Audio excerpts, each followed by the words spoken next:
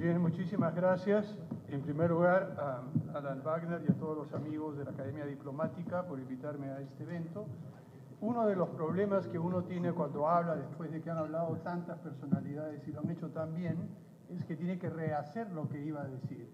Y si ustedes vieran mis notas, han cambiado ya tremenda, todo esto totalmente tachado, modificado. Así es que lo que voy a decir ahora es algo ligeramente distinto a lo que tenía en mente.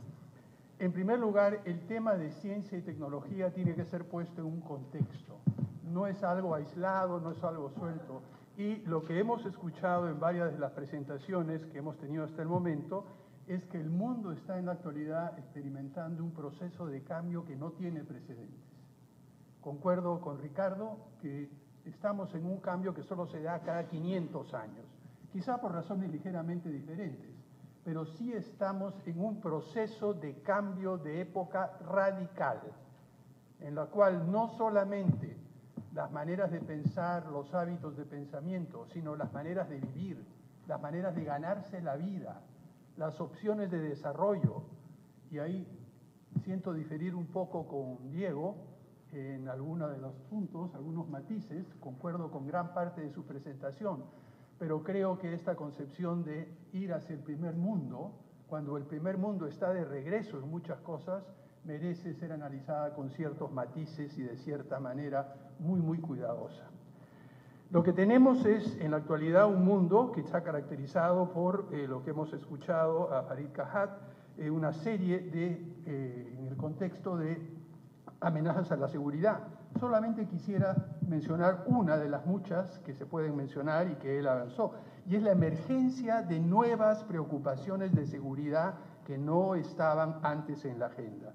Los conflictos ambientales, por energía, por agua, por contaminación, el papel de los actores no estatales, rogues, non-state actors, todo el tema de proliferación de armas y no convencionales, el tema de la ciberguerra y lo que está sucediendo, que ha cambiado radicalmente la forma. En este momento, la preocupación central, según he escuchado a algunos colegas y amigos con que he trabajado del National Intelligence Council de los Estados Unidos, es la posibilidad de que un hacker pueda entrar a las redes de distribución de electricidad, de computadoras y realmente crear problemas. Y acabamos de ver en los periódicos estas advertencias. O sea que la misma concepción de seguridad que antes estaba planteada en términos territoriales, en términos políticos, ahora se ha desplazado al ciberespacio de una manera totalmente diferente para la cual no tenemos ni siquiera conceptos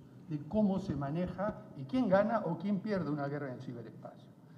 También tenemos una serie de cambios en economía, en el campo económico, y aquí simplemente quisiera mencionar uno que no ha sido mencionado hasta el momento y que es clave para entender el papel de los estados y la diplomacia. Alrededor de 300 firmas transnacionales concentran más del 50% del comercio mundial. Muy bien, de acuerdo, tenemos tratados de libre comercio, pero ¿quién en este momento está examinando y analizando todo el fenómeno de comercio intrafirma, en las cuales los precios de transferencia, los cambios definen los balances comerciales de diferentes países por decisiones corporativas de unas cuantas empresas? Tampoco olvidemos ese aspecto que cuando estamos hablando de tratados de libre comercio, hay esta otra realidad que subyace. Dicho sea de paso, el tema de propiedad intelectual, y a eso volveré más adelante, se ha vuelto absolutamente central. Y las discusiones en los tratados de libre comercio actuales que hay, el tema de apertura comercial, el tema de aranceles no importa. Lo que importa es la propiedad intelectual y los esfuerzos que se están haciendo con lobbies muy fuertes para fortalecer, restringir y hacer mucho más duras las normas de propiedad intelectual. Además de eso, tenemos una serie de otros cambios en interdependencia económica y financiera. Algunos de ustedes deben haber visto en los últimos días este artículo en la BBC sobre el fin del capitalismo. Y el fondo y el tema central que está planteando este autor es que los avances en tecnología de información están cambiando la manera en la cual se define el valor de algo. que la información es ahora el recurso clave. Y además de eso, la concepción que nos vendieron algunos de que hay una sola forma de ser capitalismo ha cambiado radicalmente.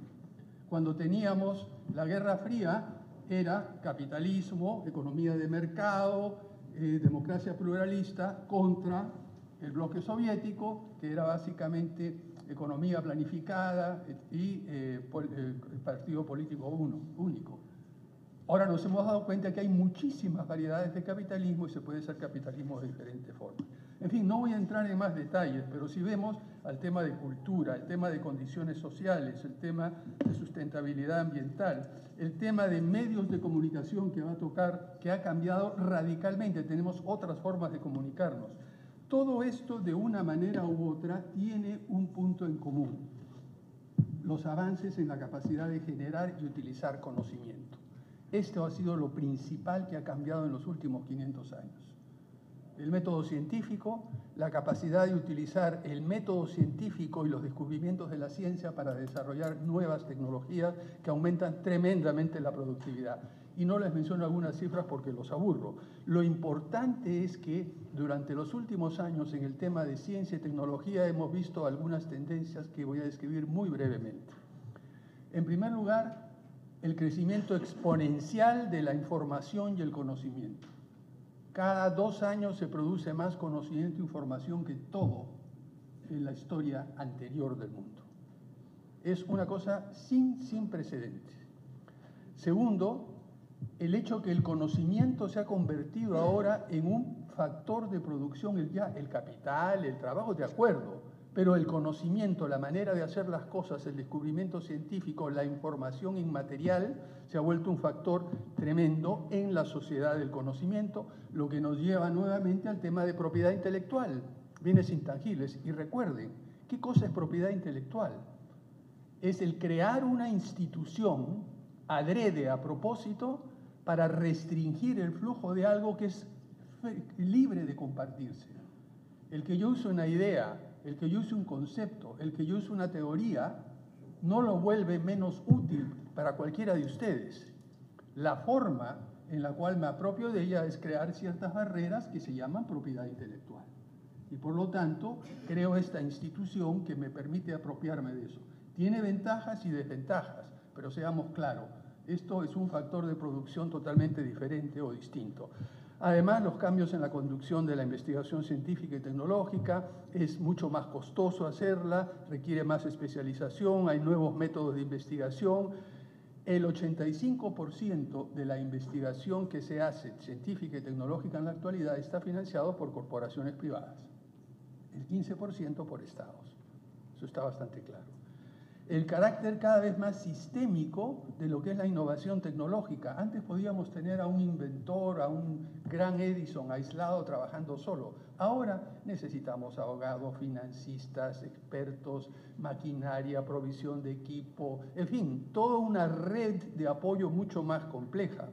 Y las actividades productivas están transformándose por los avances en la tecnología de la información, biotecnología, tecnologías de materiales y para mí quizá la cosa más complicada que lleva directamente al tema de la diplomacia y las relaciones internacionales. Y es que las capacidades de generar y utilizar conocimiento son lo más concentrado y lo más desigual que existe en la actualidad, en el mundo entero. Les voy a dar unas cifras, un cálculo que hice, simplemente comparando el PBI per cápita, constante a soles del 2000, a dólares del 2000, de los países de la OCDE, con los países de ingresos bajos, de acuerdo a la clasificación del Banco Mundial, 40 países. El ingreso promedio de los países de la OCDE, en comparación con los 40 países más pobres, 70 veces más. Pero cuando pasamos a analizar indicadores de capacidad científica y tecnológica, producción de artículos científicos por 100.000 habitantes, 501 para los países de la OCDE y 0.2 para los países de ingreso bajo. La diferencia es 245, no 70. No 71, 245. Vemos patentes y la diferencia es 2.182. Y si vemos las exportaciones de productos de alta tecnología es casi 8.000 veces más. ¿Qué quiero decir con esto? De que hay una enorme polarización y concentración en la capacidad de generar conocimiento. Pese a eso, es posible y se puede, y ha habido países que lo han hecho y lo podemos hacer nosotros, desarrollar capacidades de una manera estratégica, de una manera inteligente, para aprovechar todo este otro conocimiento. Y es ahí donde la diplomacia, la política exterior, ustedes en relaciones exteriores, tienen una responsabilidad de apoyar lo que haga nuestro país. Pero antes de decir eso, quisiera en 2 minutos recordar lo que se había mencionado, que dijo don Carlos García Bedoya, lo que dijo Carmen Maqueo, sobre la posición privilegiada que tenía el Perú en ese momento. Yo creo que cuando uno mira todos estos cambios, y no tengo la oportunidad de darlos en detalle, y uno ve cómo las diferentes regiones del mundo van a enfrentar los problemas demográficos, los problemas de seguridad, los problemas financieros, los problemas de cambio climático, los problemas de acceso a recursos, los problemas de mercado, los problemas de entenderse los unos con los otros. La región del mundo que está mejor posicionada desde el punto de vista material para enfrentar esos cambios es América del Sur. Comparen con África, comparen con el Medio Oriente, comparen con Asia Central, comparen con Europa, y por alguno de estos factores realmente bajan sus posibilidades de aprovechar y tener esa posición que tenemos nosotros. Yo creo que este es un desafío central.